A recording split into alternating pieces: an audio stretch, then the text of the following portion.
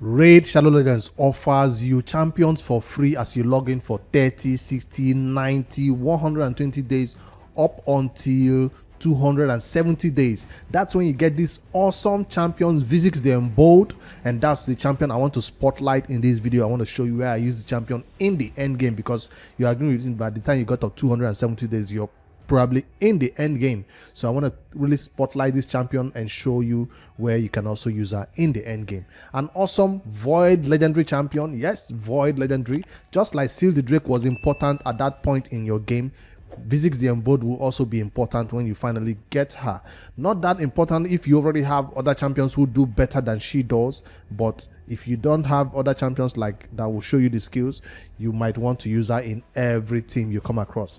All right, the first thing you should know, what I love this champion for the most, is this A1 right here. This is not one where I just jump straight to the A3. No, this is one where we actually appreciate the A1. If you agree that Armiger is the best one we know that has that turn meter decrease of 30% on that A1, but she comes in there with 2 hits and does 15-15, which is also a 30% turn meter decrease. But there's a difference. She doesn't just decrease the turn meter of the enemy with 1 hit or 2 hits. She also fills her own turn meter equal to the amount that the target losses. So she doesn't just take that turn meter off them, she takes it upon herself. That is awesome right there. That's how she's a little bit different from Armiger. 100% to land this hit, and it's also based on defense. Yes, this champion is based on defense. On the A2, she has a slow speed. She comes in there with a slow speed. She can put that 30%, the big version of slow speed, on the enemies, the debuff right there. And she also places ally protection on your allies. So that's the skill that a lot of people will use her for. If you build this champion for the clan boss, 2-turn ally protection for your allies will keep them alive. If you don't have somebody like a Toragi or somebody like a there are many champions, Tyrant, Elixir, Skull Crusher, any of those ally protection, she is also a candidate right there because she's also based on defense. So ally protection is important for the clan boss in the early game at least. All right, so she comes in there and places it for 2 turns with that decreased speed. On the third skill, this champion has a provoke. Attacks all enemies, places provoke for 1 turn. So, and also places a shield, 20% of her max HP for 2 turns. This is the skill I appreciate the most about this champion. I know the A1 is cool, I know the A2 is cool, but this provoke right here is the reason why this champion is in all my teams, most of my teams. I'll show you where I use her. So what does this provoke do? Provoke, of course, you know it to make the enemies use their A1 skill only. So whether you're fighting dungeon content at 20 or 24, or you're trying to get through wave content, or even in the Hydra, provoke everywhere will keep the enemies using their A1. And this skill is on a 3-turn cooldown when booked. That means this skill will be available once the enemies are provoked. They miss 1 turn using their A1s. After the next turn where they hit you hard, the next turn she'll place it again, most likely, if you build her fast enough. So that's why I like this champion. It feels like it's a 2-turn provoke. I mean, it feels like it's a 1-turn cooldown provoke, the way it's always available to be placed, especially in Doom Tower where I use her against some of the wave content. Alright, on her aura, she does have a faction crypt aura, which is not that useful except you're going to put her in the leader slot in the faction wars. So that's Visix the Unbowed, an awesome looking Dark Elves Faction champion, well built, almost look like an arbiter if you don't take a look at their new skin properly. And I hope that they soon release skins for this champion very soon, because she will be a good candidate for that. So the Void champions, this champion can also be pulled from shards, but it will be a lot difficult to pull one of these champions from shards. If I head over to my artifacts right now, I mean to my champion pool, to show you this champion in her build where I currently build her and use her. She's at the top right here, not at the bottom. And yeah, this is her build. There are 2 things from her skills that you should know right now. She places debuffs, provoke, and slow speed. That means you need accuracy on this champion to make that happen. Also, something else that you should know right now is, since she has a provoke and a slow speed, you don't need this champion to be slow. You need this champion to be fast. So those are 2 things that I try to put on this champion: accuracy and speed. Now, because of her ally protection that she does place on all the allies, right, and she'll be taking half of that damage that they are supposed to be taking, right, that means this champion needs survivor stats. HP and defense is the best way to go to keep this champion alive, because any ally protection champion who does not protect themselves with high HP and high defense will die when those other allies take that damage. So she's one of those champions that you want to pump high with defense and high with HP if you want that shield to be high enough. So that's why I didn't go for any particular set. I'm trying to explain why I went for a set like this. I didn't go for any particular set like All Perception, or I didn't go for Relentless, I didn't go for Lifesteal, because she's no longer in my clan boss. If you want her for clan boss, you probably need Lifesteal to keep her alive. So I'm trying to explain why I went through this set.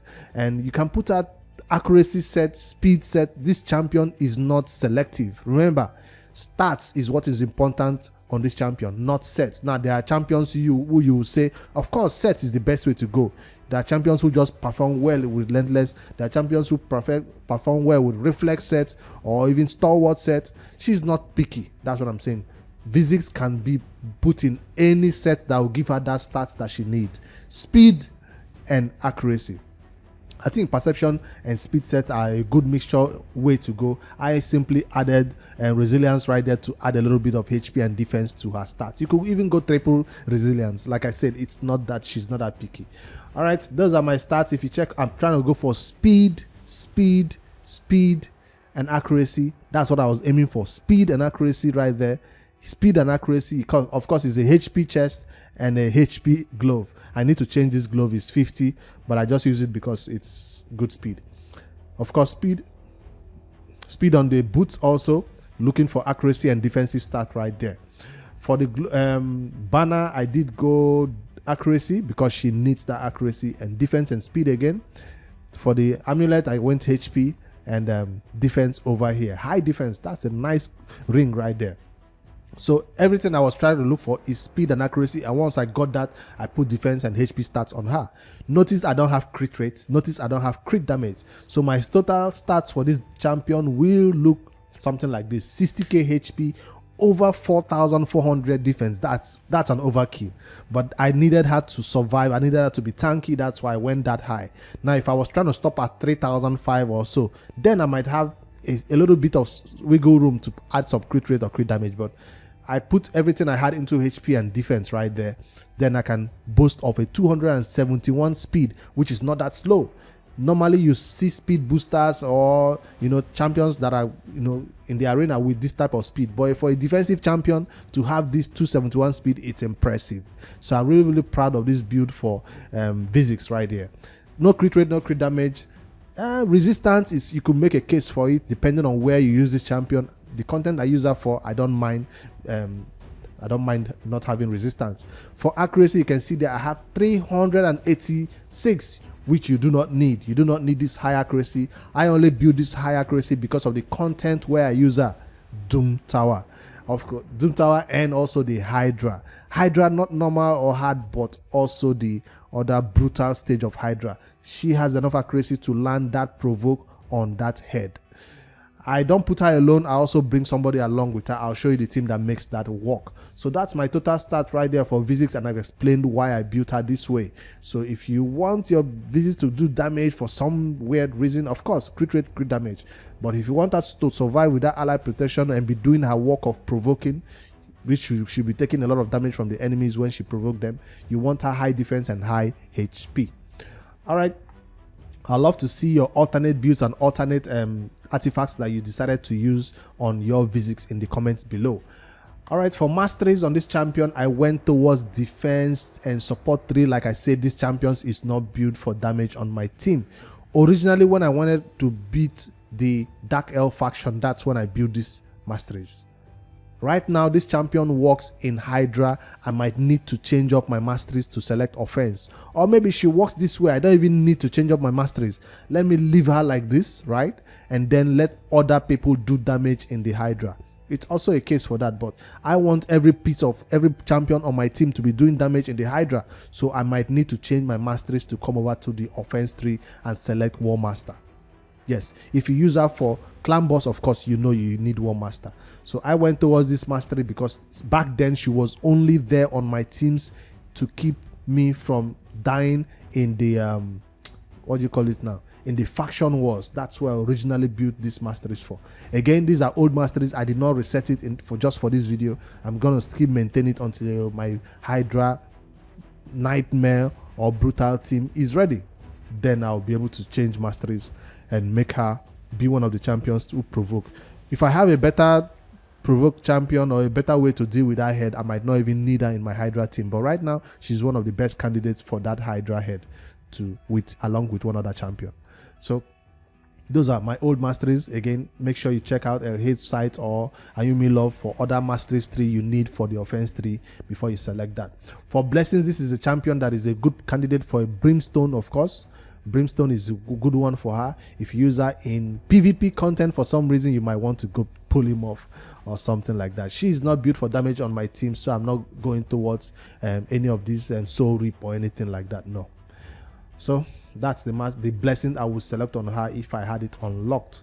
All right, you've seen my artifact set. You've seen my mastery, poor choice of masteries for the early game where I built her, which I will eventually change to the offense 3 because she does proc War Master hits for the Hydra head, which I'll need, or for clan boss, which you will need if you're using her for that content. Let me take this champion into some real PvP content right now. First of all, PvP content right there to see how this champion works in that type of content. So if I head over to PvP, I have this battle right here to fight, and let's see the team that I put together to see if Visix can help me. Normally, it will not be a go second team, it will be a go first team. She's tanky enough to be in a go second team, yes, but normally you want her to be the champion that locks out the enemies with her provoke. So once my Arbiter takes a turn, my Visix can provoke the enemies and they can only use their A1s. This makes the run very, very safe, so you don't get nuked. So as long as I go first, I'll be able to provoke them and then I don't take as much damage from their big nukes. Let's find out if we can land that provoke. If we can even go first.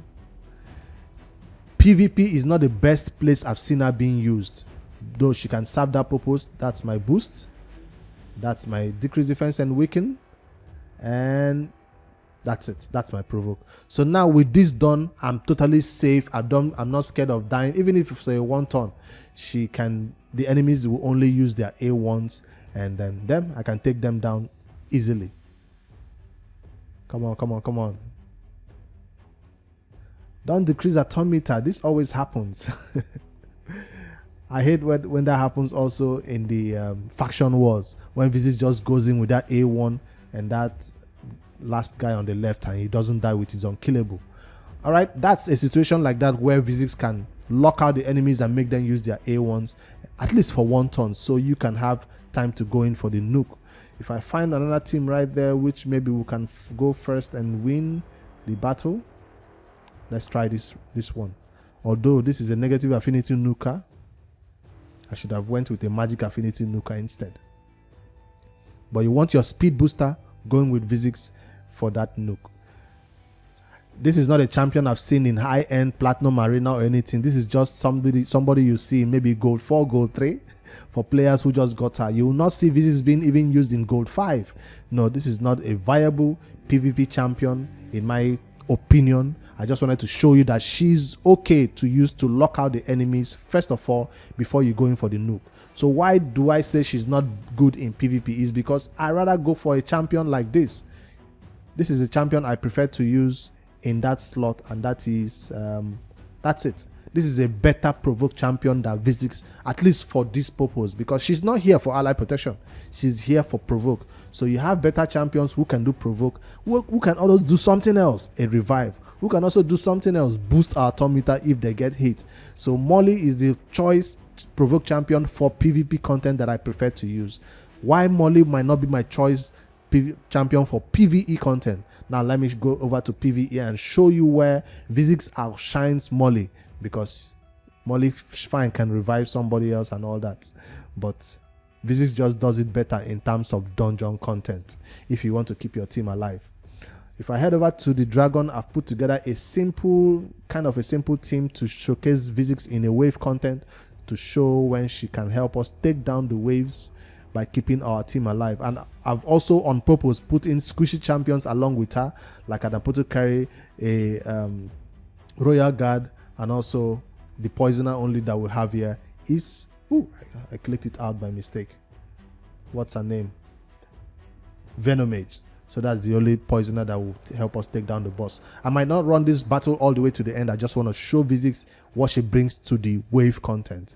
So let's do a Dragon 20 run so Visix can show her skills, what she can help you do and keep your team alive with her ally protection and provoke. That's all I'm interested in seeing. That's if Royal Guard doesn't nuke them fast enough though. Speed boosted. That's it. If you don't set preset for Visix, she will start this battle with her slow speed.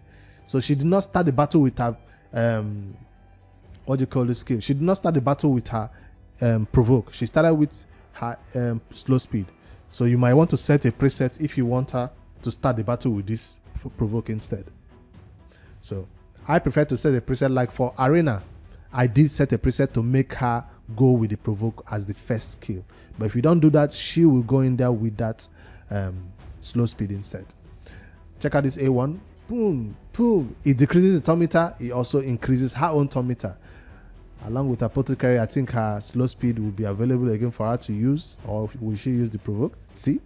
It's almost as if there is no cooldown on this champion. She's so fast that her stuff can just be available just when she used it twice in one wave content. It's kind of crazy to see. Provoke again. Although she wasted it before we could get to this next turn. Now it's not available. So you might want to tell her to use it only once in battle, only in the first wave, and then save it for the second wave if you don't have a champion that resets the cooldown of the skill.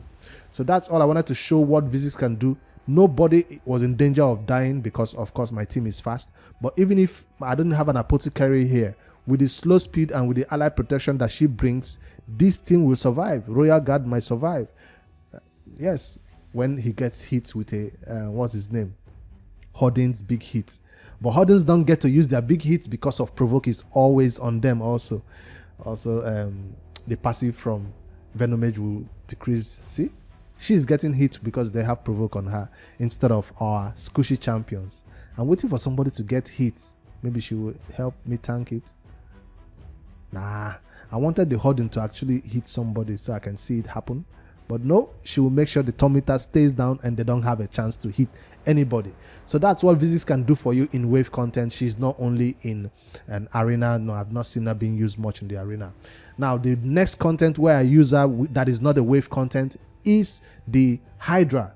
Yes, I'm not going to be showing you a clan boss run in this one, unfortunately, because I do not use Visix in the clan boss, although I'm telling you that she is a good ally protection champion for that purpose. I'll be showing you a Hydra team. I might not run it at all because I've already spent keys on that particular team this weekend before reset happens.